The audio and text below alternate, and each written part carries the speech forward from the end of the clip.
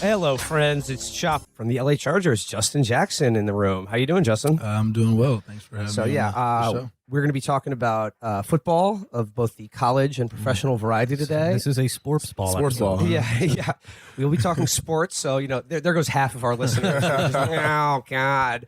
But, dear listener, if you cannot see me right now, but I just would like it, for the record, I'm wearing my UW Badgers sweatshirt. Disgusting. And I just I want didn't it. even notice that. I hate you now. I just want to establish, though, you may not know this about me. I've always been a huge fan of UW Madison Badgers. Will famously on the show is a huge fan of, Wisconsin teams. Green Bay. He's the biggest Green Bay Packers fan here. The Milwaukee Bucks. The Brewers. Yeah, the Brewers. This is outrageous. All of them. This is outrageous, Valor. I mean, well, he's wearing. Look at what he's wearing. Look. Dude, the sweatshirt does not lie. They don't give those out to just anyone. I love Benny the Badger. This is outrageous. He's number one. I support all their teams. Brett Favre, one of the top quarterbacks of all time. I'm fuming. I particularly like Brett Favre's work with the Jets. His photography is really my favorite thing about him. So like I said, we're here with Justin Jackson. Justin, we just met you for the first time in Las Vegas, where you were kind enough to come by one of our shows, but even kinder to take part in some canvassing for our coach, Bernard Sanders. Right. Coach, yeah. And I know that this is your first time doing the canvassing. This is my first experience a couple weeks ago, and I was just wondering, what was it like for you? I mean, what'd you do? It was awesome. Like just actually getting on the ground and kind of feeling like you're involved, actually physically with your body involved in the campaign and everything. And what was best about it was you were around so many people that kind of shared the same ideology and same pursuit, for trying to get Bernie elected. And going door to door was, for me, that's like a big step because I never thought I would do anything like that. But I just felt so motivated. I mean, I think you said that, putting on your pads to play a nationally televised game was like less anxiety. There's way less anxiety in that. But I saw that your friend George said that you took to it. You were really captaining the canvassing team out there. You were really you were hitting it hard. Yeah, I was kind of like, fuck it. I'm just going to kind of go hard at this, which is, I don't know, kind of my ideology in anything. Like when you're doing it, might as well just go all in.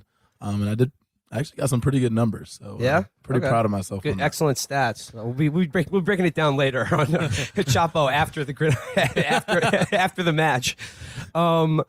Did you have any memorable interactions with any doors you knocked? Yeah, on? one guy.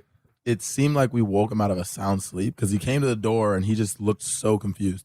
And so we kept asking hey, we're here with the Bernie Sanders campaign, trying to let everybody know about the caucus on Saturday. And he just seemed so confused, he was half shaking his head, And then by the end of it, he was like, "Oh yeah, Bernie. I was gonna go vote for him." But in the beginning of it, it seemed like he didn't even know what a caucus was. Yeah, it takes me a while to get out of when I wake up. Yeah. Need that coffee. Did you have any anyone who didn't like Bernie Sanders? Do you have any negative door interactions? And I think that's kind of when I knew. And we were in mostly working class neighborhoods, but the second place we canvassed was literally the boonies of Vegas, legit. Unincorporated, everyone has a dog. Beware trespass, keep out. We were there too. Yeah, it was just very interesting.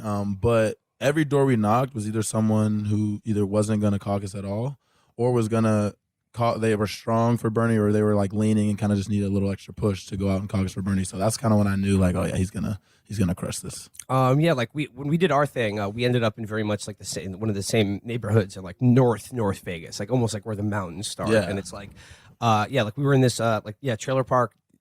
Everyone has a dog in their yard. Everybody. Everyone has no trespassing. Do not approach. Beware of dog.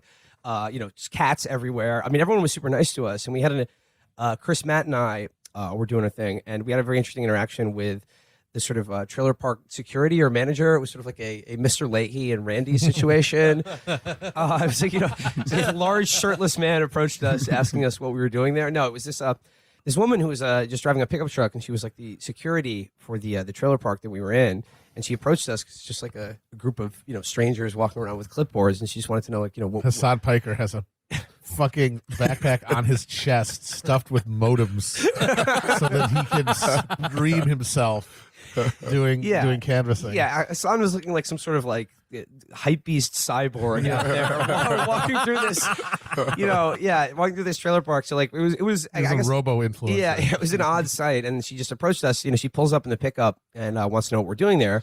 And we just say, we're out canvassing for Bernie Sanders. We're, just making people wear the caucus or whatever. And she was a little taken back because she was like, oh, you're the first people I've seen. I've never seen anyone in this neighborhood doing it, because she was like, oh, this neighborhood's scary. Like, this is a bad neighborhood. And like, I don't know what it's like after dark or whatever, but like I said, every person we interacted with, it was, pretty cordial and nice to us.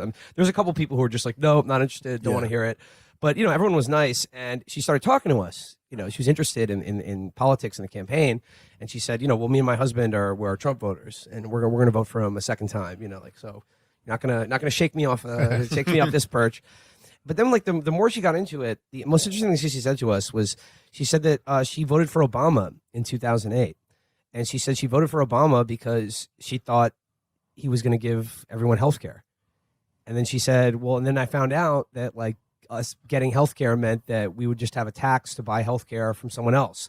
And, like, we already have a problem with that. So, like, why would I believe, any promises of the same from another candidate or whatever?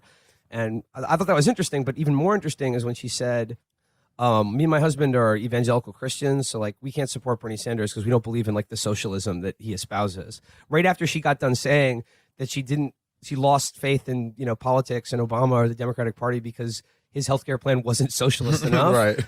It was strange, but I tried to give him we tried to give her the pitch about vote for Bernie in the primaries, so Trump has an easy opponent in the general, but I don't think we got very far with that.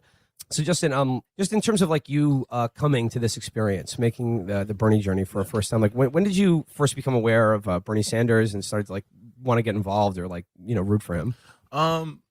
Actually, so in the 2016 election, I was 18, so it was the first time I could vote, and I was just so encapsulated, and that was my senior year, and just obviously trying to make it to the league and everything, and just doing everything I could, training and everything. So just while everything was going on, I just wasn't super plugged in until the general. So I kind of missed the primary, unfortunately.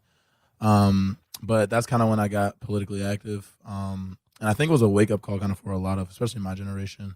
And so just from then on out, like I got super into independent media because I could even tell at that young age that the corporate media was absolute trash and didn't really talk about anything substantive.